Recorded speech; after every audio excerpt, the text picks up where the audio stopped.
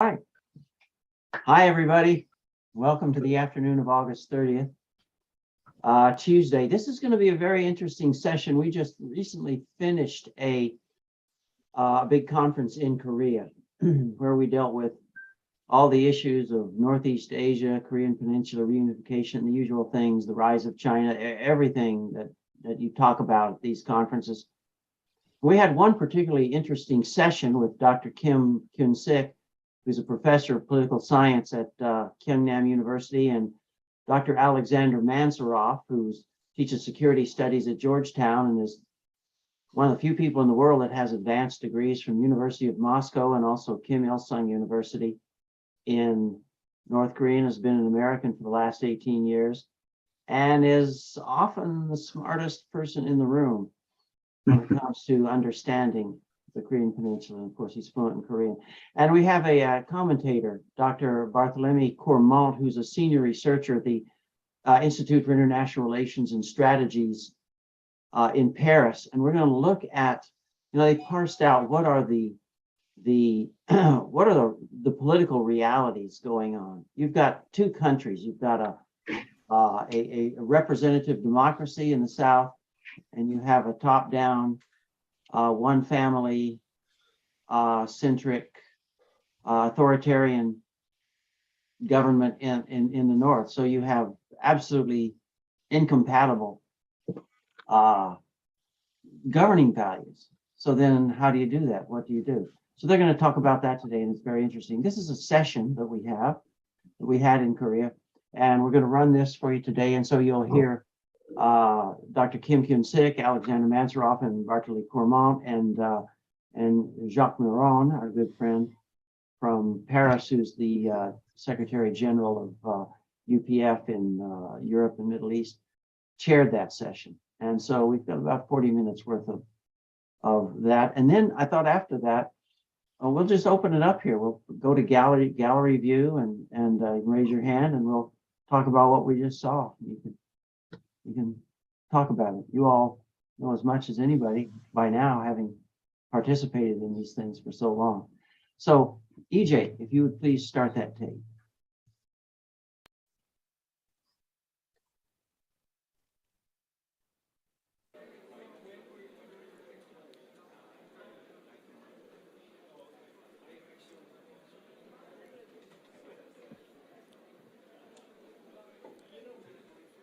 Our first panel is on the theme, A Vision of a Heavenly Unified Korea. The divided Korean Peninsula opposes not only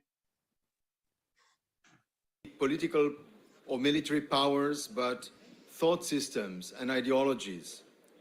To transcend this division, the UPF founders have promoted the vision of a heavenly unified Korea, centering on the principle of interdependence, mutual prosperity, and universal values.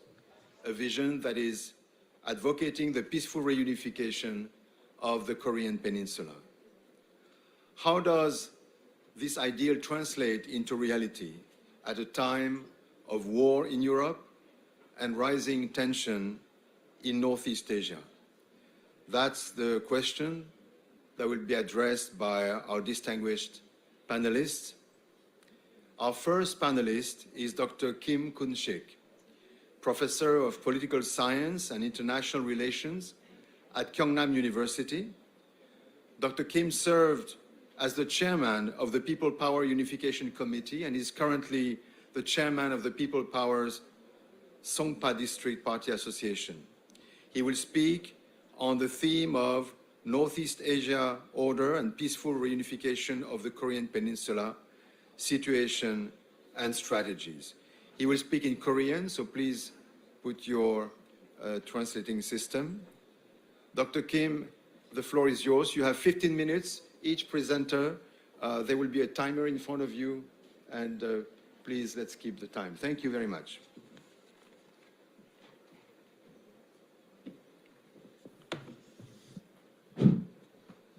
예, 감사합니다. Thank you. 방금 소개받은 경남대학교의 I am Kim Kyun-sik. I'm just introduce to you. I think I was given 15 minutes. So for the next 15 minutes, I'd like to address the theme of the Northeast Asian order and the peaceful unification of the Korean Peninsula, the situations and strategies for them. I want to give you an objective point of view and subjective point of view as well.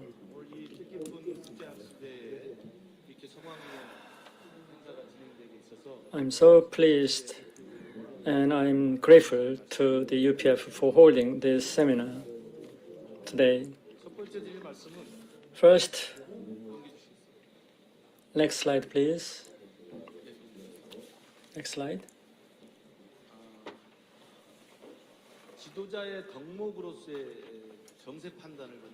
I want to talk about the analysis of situation as the qualifications of the leaders. Personally, I think the Northeast Asia is in the center of paradigm shift. In 1900s, the socialism collapsed and the post-Cold War started. And in the 21st century, again, we are entering the age of a new Cold War era, and Northeast Asia is again unstable. And what are going to be the qualifications of leaders? And one of them is to see the situation subjectively, take one step ahead, see the situations, and make choices and decisions. That's the important quality of leader. For example, in Korea, in 1945, we were liberated from Japan, but Lee Seung-man, president of the Republic of Korea, faced the opposition from the leftist and pro-Japanese elements. But against those oppositions, he established democracy, the Republic of Korea. Then, at that time, President Lee Seung-man, he thought the United States and the Soviet Union were allies during the Second World War, but he predicted that two countries will engage in Cold War, and there's going to be a confrontation between Communist bloc and the democratic capitalist bloc. Under this objective analysis, he thought that South Korea, the Republic of Korea, should be part of the free democratic world. And as a result of his decision, even though Korea was divided, we have been able to establish the free democratic country with full human rights guaranteed. Nobody agreed with President Lee at the time. Nobody predicted Cold War and confrontation between the United States and the Soviet Union, but he foresaw it. That is the quality of leadership. 1991, Robert Moon also predicted the fall of socialism.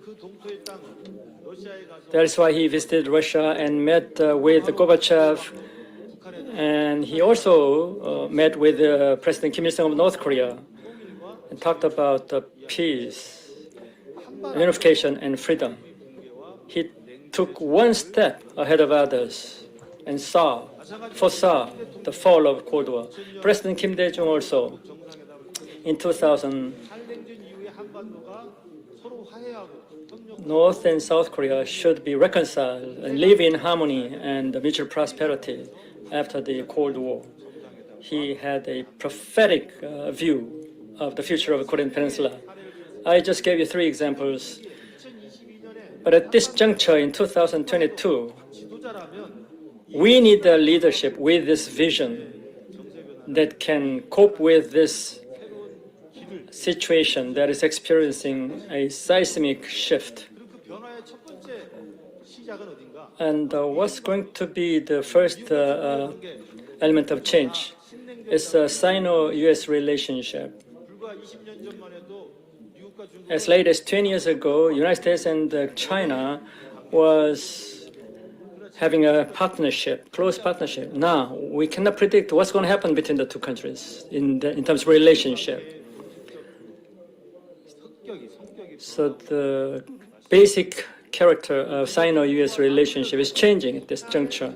And in connection with that, the North Korea strategy is changing too, as well. The basic change of Sino-US relationship and North Korea's change, we should predict that. We should take preemptive measures vis-a-vis North Korea for the reunification of Korean Peninsula. Next slide, please. The essence of Northeast Asia situation is Sino-US relationship. Socialism fell in 1940 and the Soviet Union was collapsed, and we talked about post-Cold War. And we thought we were going to have a new era of peace in Northeast Asia, and 30 years has passed. Now, today in 2022, is about to enter into the new Cold War era, and China and the United States is never give up in their confrontation and rivalry. How should we see this situation? The scholars are divided between optimism and pessimism. Optimist says that Northeast Asia will be a place where China and the United States will eventually cooperate. So the future of Northeast Asia will become like European countries. Look at European Union. It's a union. It's a one bloc prospering. And the pessimists say that Northeast Asia will be a hot spot where confrontation between two sides will evolve. They argue that the Northeast Asia will be a past of European Union where many people lost their lives during the First and Second World War.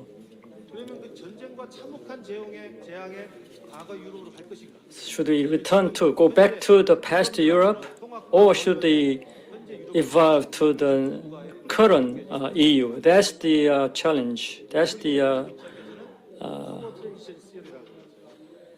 so we are facing with a defining moment.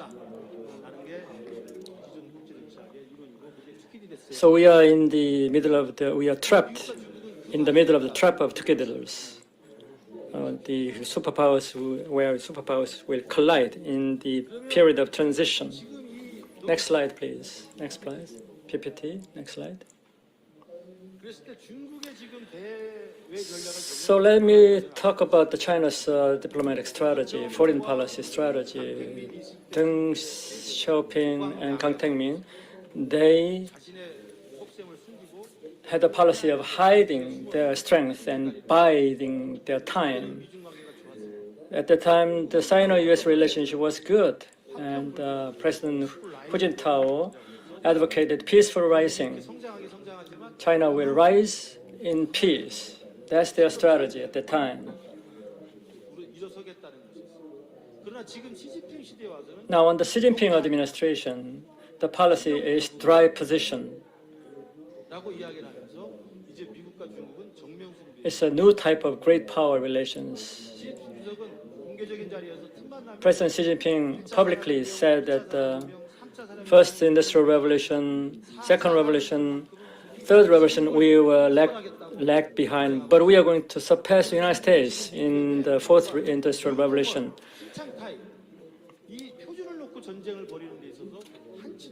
So China says that they cannot give up this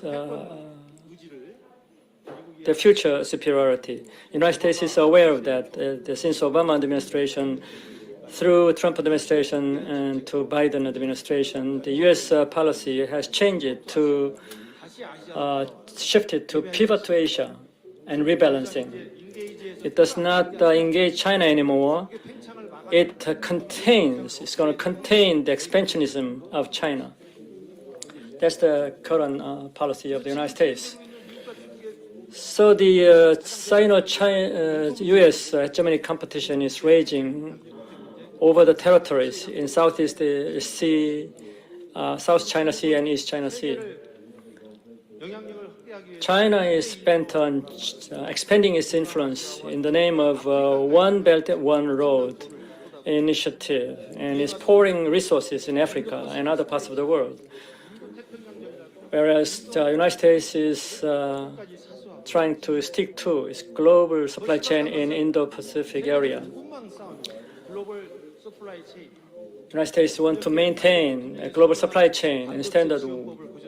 You must have heard the bill supporting the semiconductor. United States wants all the process of producing and the processing, and this should be done in the U.S. territory. Samsung cannot invest in China anymore. The semiconductor is a strategic asset. So United States wants to align with China and Korea, which are the superpower in terms of semiconductor. It wants to forge a strong alliance in this area. Xi Jinping, in the meantime, is bent on having superiority in the fourth industrial revolution, smart technology, AI technology. It wants to catch up with the United States in this area. So currently, China and the United States is not yielding to each other. They are not pursuing co-prosperity. They want to pursue hegemonism. The war will not end unless one party loses. Under the circumstances, if you look at the Korean situation, North Korea's strategy is changing as well. North Korea itself, looking at the competition between China and the United States, North Korea has changed its policy towards the United States and nuclear policy as well. Its U.S. policy was dependent on the United States, but now it has become a nuclear power, and so Kim Jong-un does not begging the negotiation with the United States. It's not going to give in to U.S. pressure because of China as a backer, big brother. Same is true with the South Korean policy. In Kim Jong-un administration, they wanted to pursue negotiation in return for economic assistance. We delivered food and fertilizer, but Kim Jong-un does not want that anymore. It's not interested in reconciliation between North and South Korea. Moon Jae-in government proposed assisting, but they rejected any offer of assistance from South Korea. North Korea's policy is just negligence, rejection. Former nuclear policy of North Korea was to develop and negotiate and development of nuclear power. Now, under the Kim Jong-un's administration, its policy is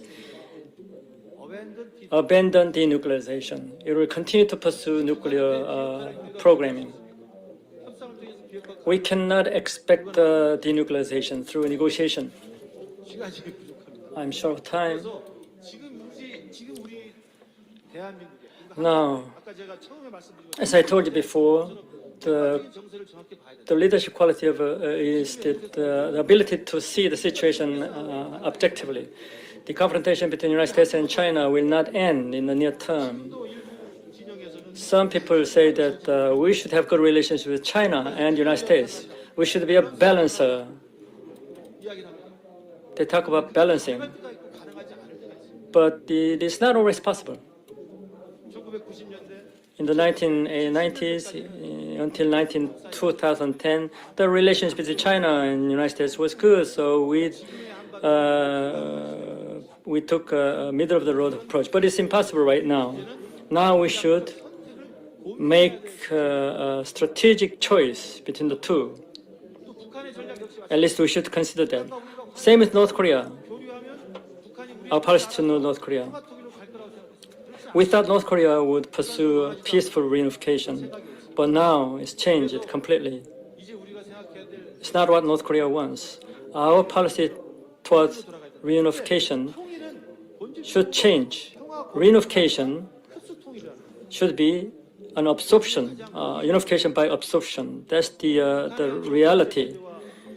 It's impossible to reconcile the North Korea and South Korea maintaining dictatorship. Coexistence is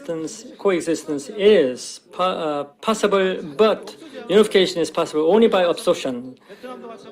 The same went for Germany and Yemen. Coexistence is not reunification. Unification can be attained only when North Korea dictatorship is gone. But reunification should be done by absorption, but the process should be peace. So let me coin the word peaceful absorption. So we should reconcile with North Korea, we should pursue exchanges and dialogues, but we should not beg it. Third, the peaceful absorption, the unification by peaceful absorption should contribute to peace in Northeast Asia. In the confrontation between the United States and China, China should be democratized. Only on that situation, the peace and reunification of the Korean Peninsula is possible. European Union can prosper because in the late 1980s, the East European countries collapsed.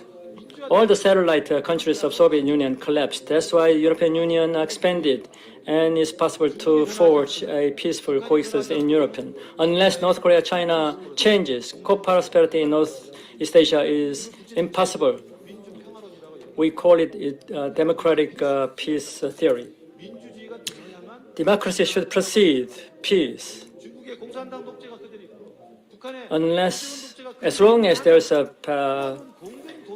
communism in China and dictatorship in North Korea, coexistence, peaceful coexistence is possible, but durable peace is impossible in Northeast Asia. Next slide, please.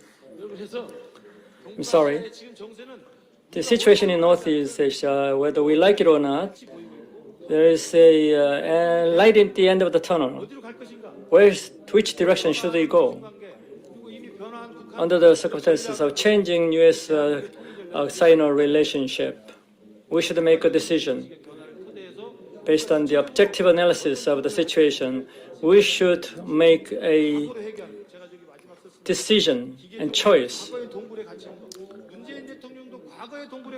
Moon Jae-in administration was trapped in the past legacy of sunshine policy, and Yoon Suk-yeol government may think that we should go back to the Lee Myung-bak administration's policy. No, it's not going to succeed. We need a paradigm shift. We should not go back.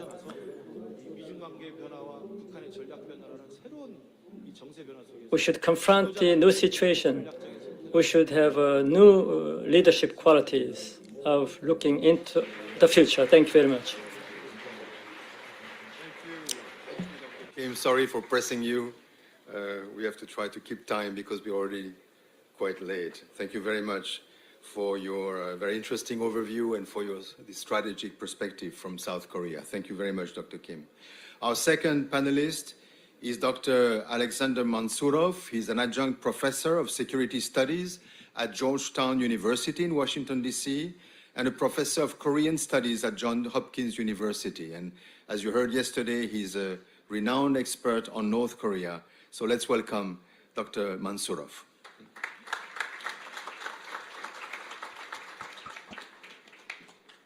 The slides, please. Yes, thank you, Mr. Chairman. Good afternoon, good morning, actually, ladies and gentlemen. I usually find myself in an interesting position. I speak before you either right after lunch when it's time for napping, or before lunch when we're all hungry and we want any speech to stop short and basically move on to the dining halls.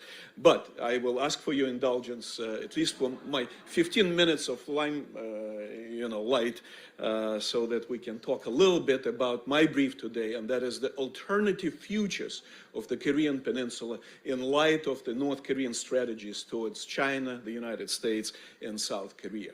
Now, before I start, let me highlight some key assumptions which are underlining my analysis here. And the first one is that Kim Jong-un is a rational actor which is motivated by regime survival. And I think it's a basically solid assumption. The second one is that the Kim regime remains stable and Kim Jong-un is in full control. And I believe it's a solid, basically solid assumption. The third assumption is that Kim Jong-un's regime probably will never give up nuclear weapons. And I think this assumption is correct with some caveats, which if we had more time, I could have discussed with you. And finally, I believe that the core North Korean unification strategy remains to be the communization of South Korea. Again, this is a key uncertainty. It's not really a solid assumption, and there are very many questions about it. But this map in the top right corner of unified Korean Peninsula on North Korean terms, that's the map I saw every single day for 3 years when I went to Kim Il-sung University. It was hanging on the wall in the front hall of our building at the university. Now, let me start by highlighting some principal North Korean national security objectives. It's important to understand where the regime is driving at. And the Juche ideology and the WPK leadership dictate that the primary national security objectives of that country are the survival of the North Korean state, and they need to protect its independence and sovereignty for that purpose. It's the survival of the party rule, the survival of the Kim family rule, as well as changing the military balance of power on the Korean Peninsula in favor of North Korea in order to coerce South Korea. It's also the hegemonic unification of the Korean Peninsula on North Korea's terms. Again, that's really a key uncertainty at this point, whether this still remains a viable objective for the North Korean state. And finally, some people in the United States also believe that the current North Korean regime has a more broader objective to become a regional great power, Kamson-Teguk, on a regional basis. Now, speaking about some background on North Korean policy towards South Korea and towards unification, you have to keep in mind that this is a 70-year-old plus unification line, Tonel-Noson, 70-year plus united front strategy, which they pursued vis-a-vis the South.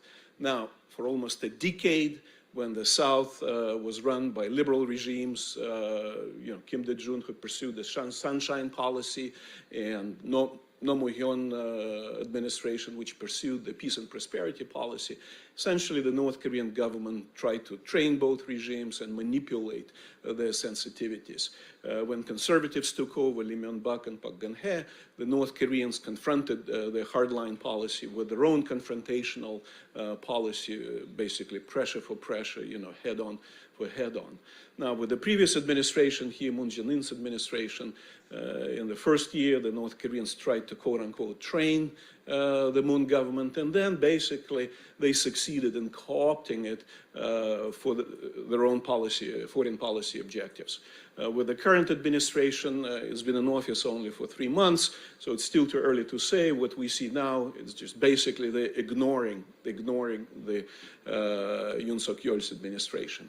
But the bottom line from this slide for you to take away is that it's a one-family business. From Kim Il-sung to Kim Jong-il to Kim Jong-un, it was one family which handled South Korea policy, unification strategy, as far as the North Koreans were concerned. Now, what do North Koreans actually want? What are the desirable end states with respect to Korean unification? I would submit to you that they want to see a solution which I would characterize as separate but united. What exactly does it mean? Now, on the one hand, of course, they want a credible and viable peace regime to be established so that they can develop their country.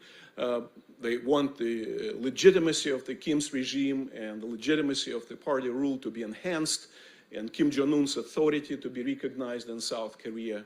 But also separate but united means that they want to see the South Korean economy fully integrated with the North Korean economy in what they call a balanced and mutually harmonized way.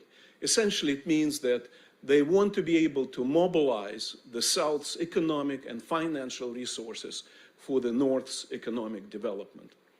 Also, North Koreans, separate but united, means that they want to see the policy making of two Koreas to be mutually beneficial. What does it mean? It means for them that they want to be able to influence or stir the South Korean domestic political processes and foreign policy in the direction favorable to North Korea. And finally, of course, just like we want to see North Korea transformed on the base of the liberal democratic ideals, they want South Korea to be transformed on the basis of the Chuche ideas. That's at home. You know, on the foreign policy front, basically they want the independence and sovereignty.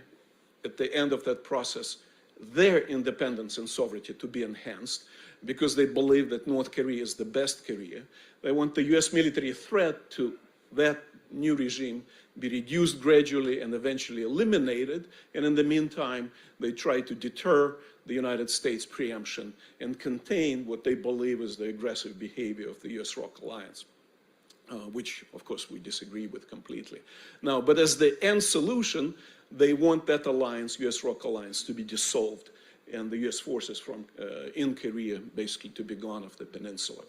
And in the meantime, they're trying to do everything they can to weaken the US military alliance.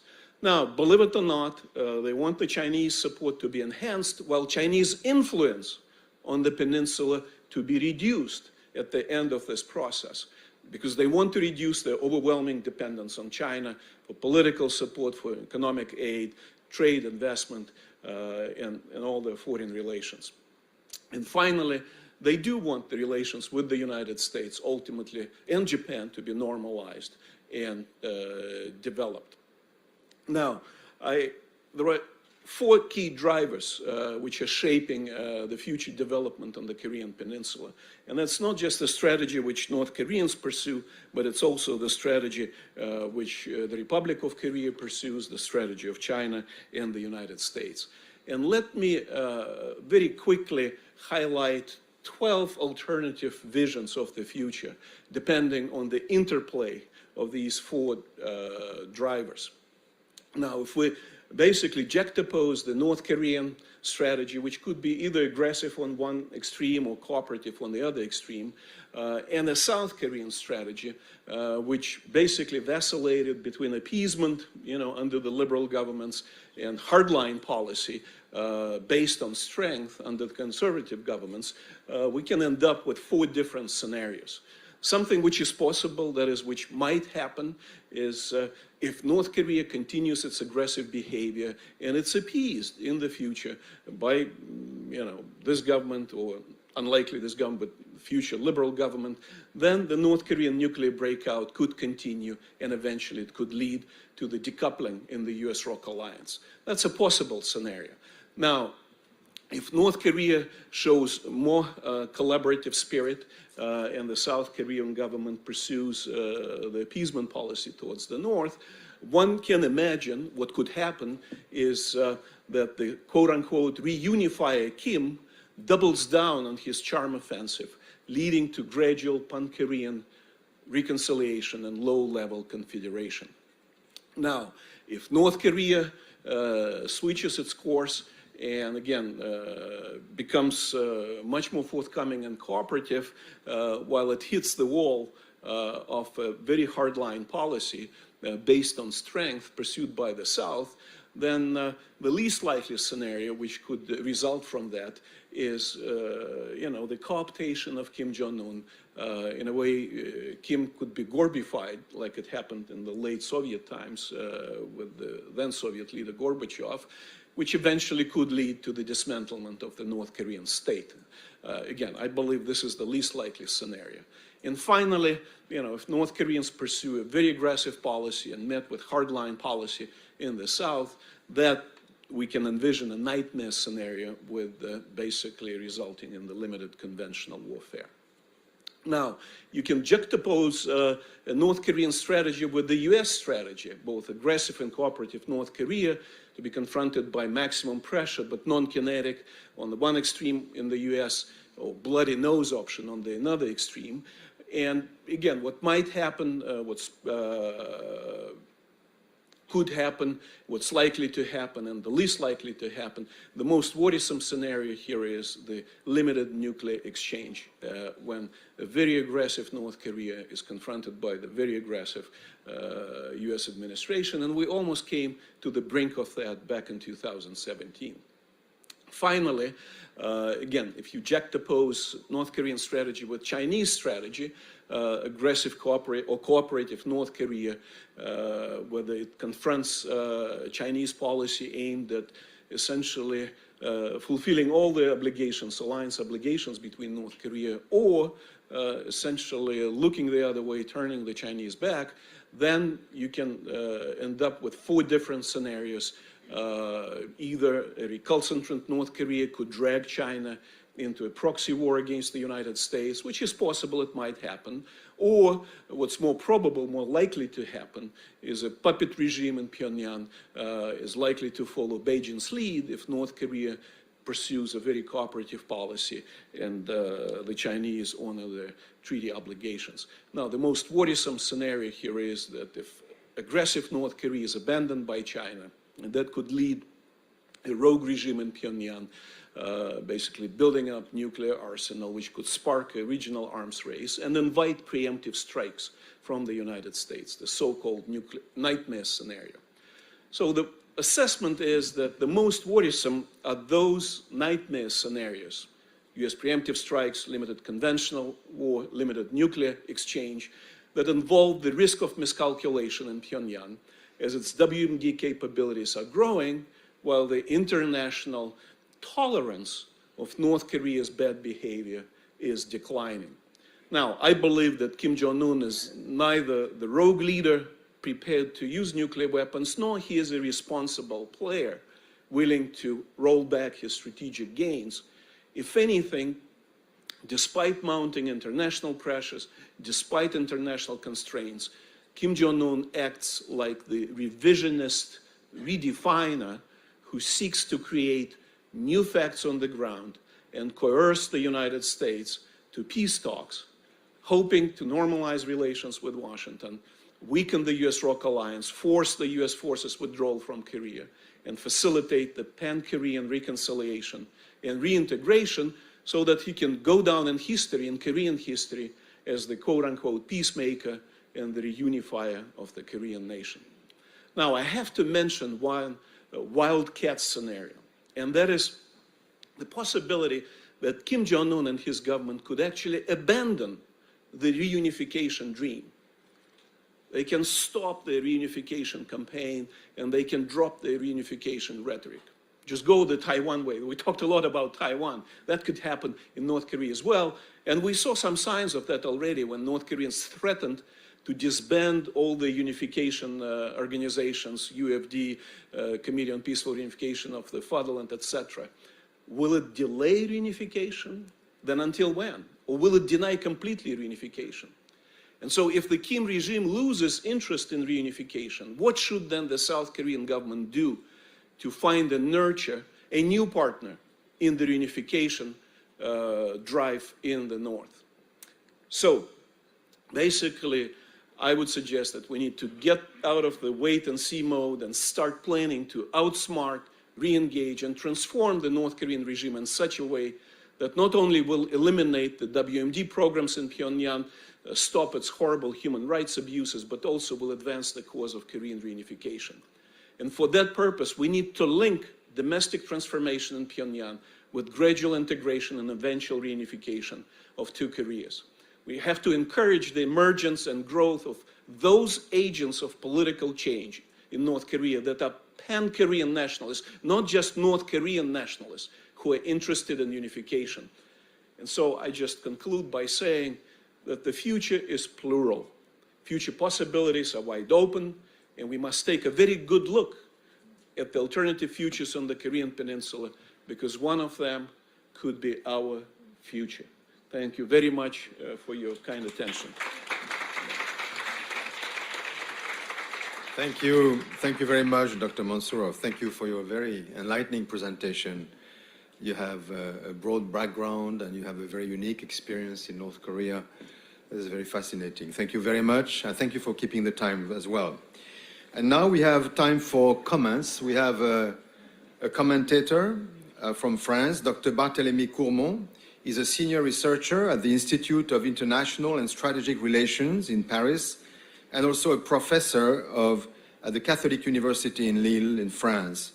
And Dr. Courmont also lived and taught several years in Korea. Welcome, Dr. Courmont. Please come to the podium.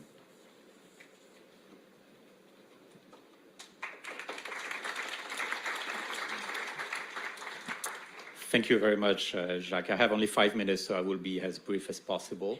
So, well, I would like to give a great thank you to the UPF for giving me the opportunity to be here. It's a great pleasure to have this meeting with very distinguished and very prestigious experts in many issues. So thank you very much for giving me this opportunity. It is also my great pleasure to come back to Korea. As Jacques has mentioned, I used to live and teach here. I was actually a professor at the International Relations Department of Halim University in Chuncheon. I think every people from Korea in this room knows that Chuncheon is famous for 3 things: dak-galbi chicken, hiking trails, and drama Winter Sonata. So I did enjoy this for 3 years. It was also my privilege, and I would like to share very briefly this story with you today. It was also my privilege during that period of time to teach one very specific class to my Korean students at Halim. That class was about Korean unification. And first of all, I was a bit like, let's say, in a trouble, like, well, how can I provide any new evidence for Koreans about unification of their own country? And very quickly, it came to me that it was actually great to open a dialogue based on a different understanding of what it means for Koreans and for the world to think about unification of Korea and to think about different trajectories of this unification. So it was an extremely interesting experience to me, and I hope it was also interesting for my students.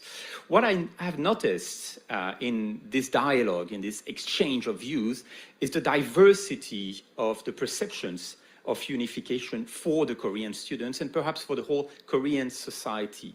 I had many students who had absolutely no interest in unification. They were probably more interested in K-pop or thinking about their future than thinking about, you know, trying to combine forces with this country, which has always been a foreign country, after all, for them, at least in the past 7 decades, as several speakers have already mentioned.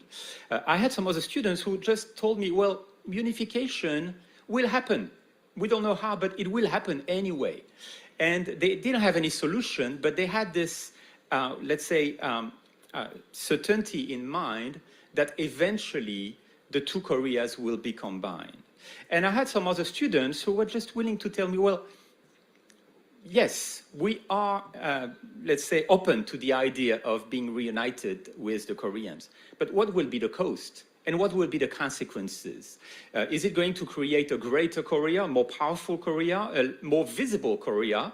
Or to the contrary, is it something that might somehow jeopardize the future of Korea and leave us back to the situation that we used to know before, stuck in between 2 powers, China and Japan, to which we may add another one, the United States. So you see many different perceptions, many different views. And I think this is very interesting to listen to the Koreans, to know exactly what is the perception they have of unification, and to combine it with our expertise and with the geopolitical aspects of this unification.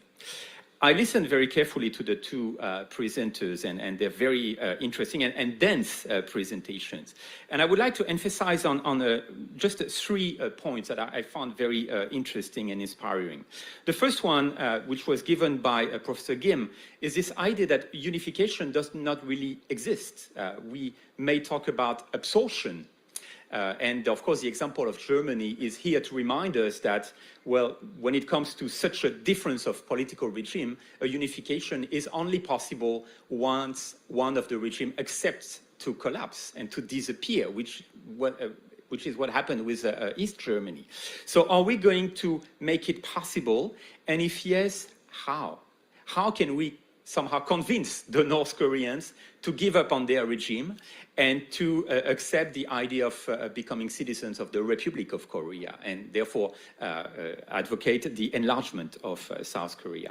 The second idea, which was actually presented by both presenters this morning, is this idea that we have to consider it from a larger point of view, including great powers, including also those who have a particular experience in unification or the process of unification, or let's say peace talks. And both of them have mentioned the European Union, for instance. So yes, it is a geopolitical problem. It is a problem of high matter for all of us. And I think this is also what justifies the fact that in various countries in the world, we are very interested, if not sometimes obsessed, by the Korean unification and the peace talks in the peninsula. And the last point was made by Professor Mansourov, which I found also very interesting, which is how to understand the North Korean regime and the rationality of the North Korean regime.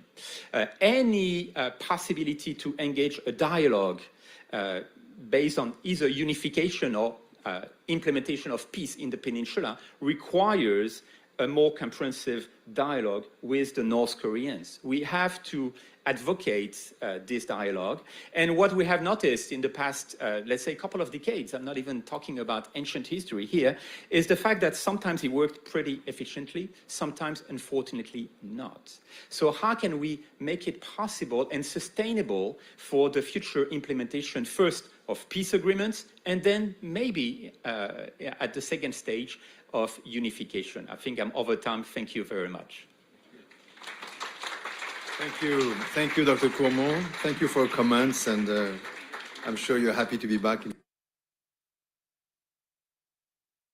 Okay.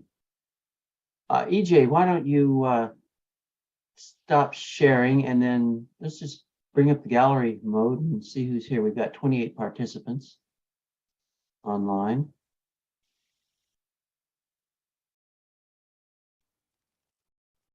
EJ?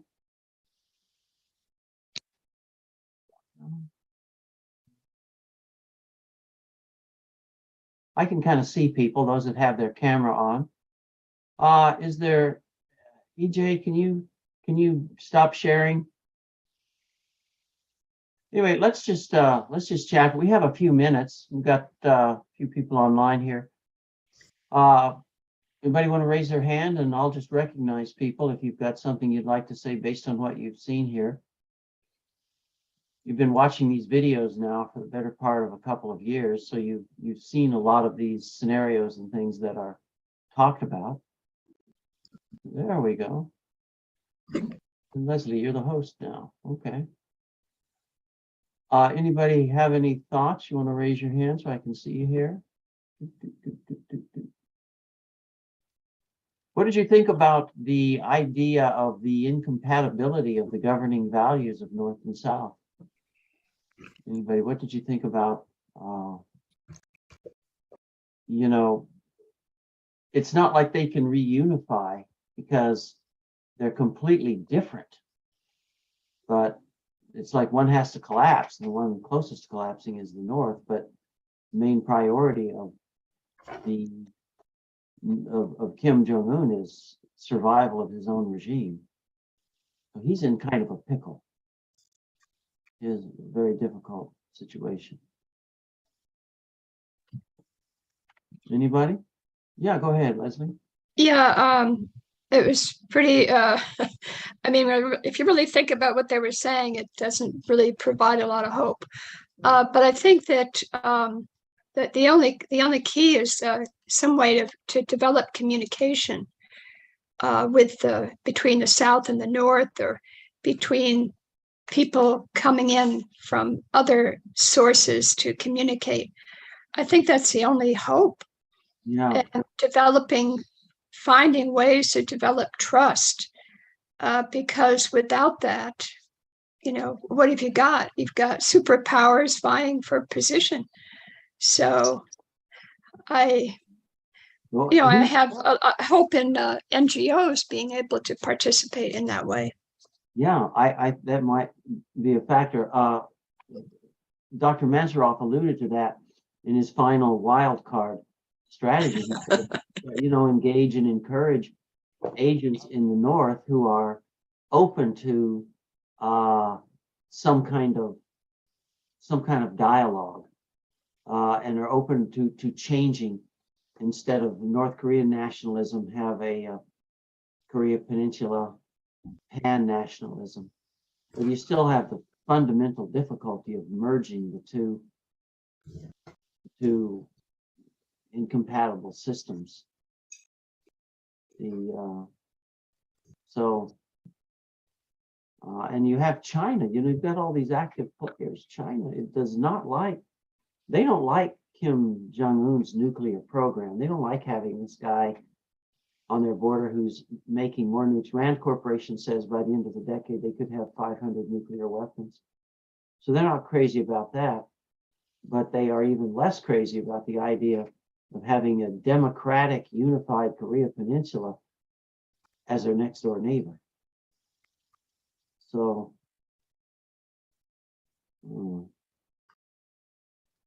China is really the big factor here. Anybody got any thoughts? Bill, what did you think?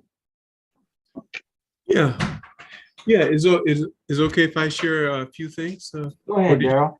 Oh, okay.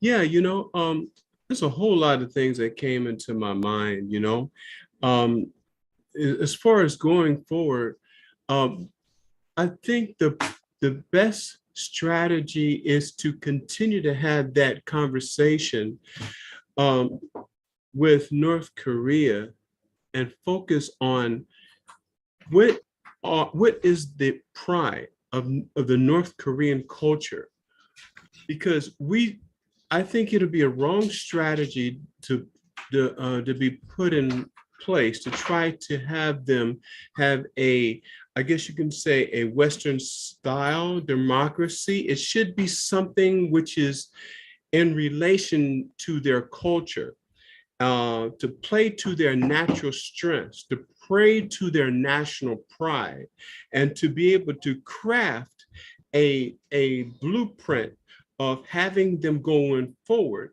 with a strategy of unification that empowers their identity, so that they won't be in a position of trying to craft something that resembles a Western style democracy, but something that is catered towards, I guess you can say, their natural culture. So Daryl, are you talking about them making some, and then I'll go to Bill Stoner. Are you talking about them making some changes in their current system? Yeah. Or staying like they are and becoming just more national pride, or what? Yeah, right. Sometimes, say, as an example, in ancient Africa, right? They had they had their own constitution in ancient Africa. They had a relationship where the tribes and the chiefs were they were the central people of ancient African culture, and the whole idea was that they were servant leaders, and that worked for Africa. That worked for them. But once they developed a European style way of government, and it got away in Africa, and ancient Africa got away from their systems that empower their family, that empower their honor and respect to their tribal leaders. Well, then that's when the civilizations, they lost their identity, and they lost their self-respect, and also they lost their culture. They also got taken over by European countries, and became colonies, and that, devastated. They're still trying to recover from that. That's an Right. interesting thought. Before we run out of time, I wanted to get Bill. Bill, I'm sorry for cutting you off like that. I wanted to get your thoughts. Yeah, thank you very much. I think Professor Kim's suggestions of one side absorbing the other is absolutist, which is fatalistic. I would suggest that Dr. Mansourov is moving in the right direction, but as Daryl suggested, having a all-out democracy, Western-style democracy, is also problematic in that we see in America, there's too much in-house fighting, so to speak. So I'm really moved by Dr. Hokshahan Moon, Mother Moon's viewpoint of having headwing ideology, headwing worldview in which there is a unity between both, centered upon a higher ideal, such as the belief in God, the worship of God, the introduction of God's values into our culture. So I don't think we can depend upon the North Korean culture as providing any hope, because that rejects the existence of God. It also has supported a 70-year-old dictatorship, which is very inhumane. So I would suggest that Dr. Hokshahan Moon's suggestion of a viewpoint of two sides sharing together is the most hopeful. And I think one of the ways to do that would be, as we have seen in the world summits of many years leading up to today, other nations participating other than the big four. So I'm very moved and inspired by Cambodian Prime Minister Hun Sen in his suggestion that let's find commonalities between the two nations where they can begin to share, cooperate, begin to build a relationship based on something other than my side's better than your side, and I'm going to defeat you one way or the other. So I'm hopeful for headwing ideology. Finding as many, in China, Nixon started with ping pong. So you find as many common things as you can. Michael Breen, communications consultant in South Korea, who used to be Washington Times correspondent, reporter, he said, if we had two countries that could exist and agree to exist side by side and separate, then there's no reason why I couldn't drive up to Pyongyang and have dinner and then drive back home. In my experience in communist countries, the nearly dozen that I've been in, they have to keep that part of their economy completely separate from the top-down authoritarian controlled economy. They can have hard currency restaurants and things like that, but they've got to keep them separate. So the average Joe, the average Che in North Korea doesn't, have any access to those. And it's a place where people go and they have what amounts to a kind of a normal business transaction where you buy a dinner and they have good food and you have movies or something like that. But it's kind of, they did that. I mean, they've done that in Russia. They do it in China. They do it in all the communist countries, but they have to keep it strictly separate because it's like oil and water with the command economy of communism. How are we doing on time? It's 3:01. Is there anyone with a burning itch? Helen, you had something you wanted to, maybe just a brief comment. She's still here? Okay. Anyway, yeah, Joel, you'll be the last guy. Go ahead, say something. Yeah, just going off of what Bill Stoner said, the concept of North and South Korea, they do have the same culture and having common values. And this is where we can introduce Godism, because Godism is part of the family, is a part of both aspects. Once we can realize it, if we want to benefit our families, if we want to benefit our people, if we want to really help our people, rather than suppress them, we'll be able to accomplish a lot more. Mm-hmm. And then that brings in the concept of what, the economist that was on one of the, several of the world summits. There's so much benefit for having North Korea open up. that it will become a very rich country. So those Yeah. are more common values that we can reach out to. And I don't think they're being reached out or even thought of or, deliberated by these people. How do you want to, make your country stronger? Yeah, you're speaking to a completely new paradigm, and I think it's going to take something like that, something completely revolutionary off the chart to have God's fingerprints on it and And well, the high ideal. this is the time that we're living in. It is. And I've seen some weird, amazing stuff happen. So, and I've seen great miracles in my life. So, in the world happening. So, thank you all for being here. This was great. It was kind of a relaxed hour. We got a chance to visit this session. There's a lot of other sessions that happened at that conference. I think we can mine those and then just have a discussion like this. It's been a delightful experience. Thank you all very much for joining us, and we'll see you next week. Next week we have the Washington Brief. It's going to be really good. We have General Gregson. We're going to talk about Taiwan. All right, everybody. Take care. See you. Bye-bye. Thank you, EJ. Very much, Larry. God bless Thank you all. you. Thank you, Larry. Thank you. Thanks everybody. very much. So interesting. Very interesting. Thank you, Larry. Thank you all Yeah. so much. Uh, Nice.